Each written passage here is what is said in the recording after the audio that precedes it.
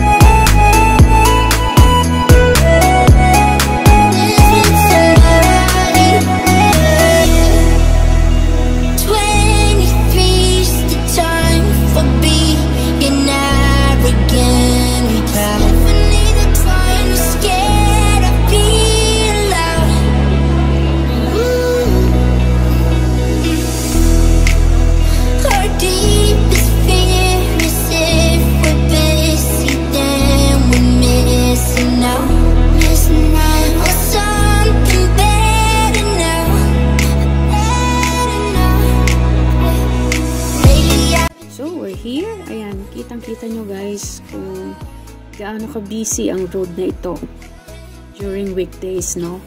Every Sundays, ayan, ang road na ito ay sarado, close from dyan sa may dito sa may stoplight hanggang doon yan sa dulong-dulo. Yan, sarado yan. Walang makakadaan na kahit anong sasakyan dyan kapag linggo. Ayan, dahil punong-puno, andyan ang mga katulad kong OFW, nandyan lahat. Kami, nandyan kami. Dyan naman ang pwesto ko lagi. Alam na yan. Ayan, pero pag ganyan pala pag weekdays is what? Diyos ko, ganyan din pala. May traffic din ng konti. Again, guys, thank you so much for watching with me.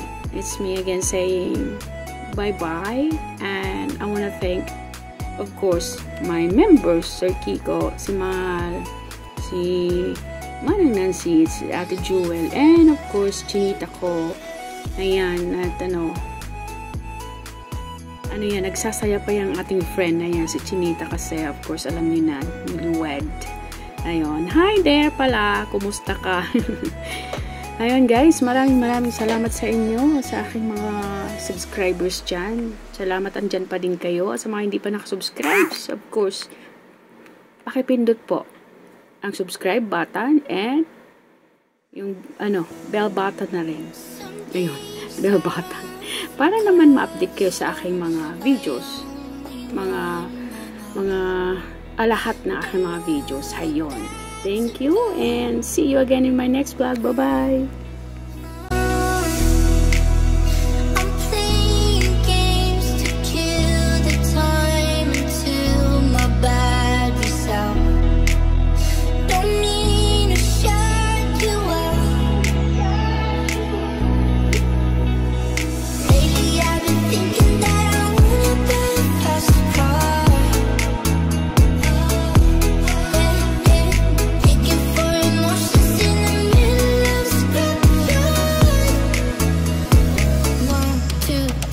Four.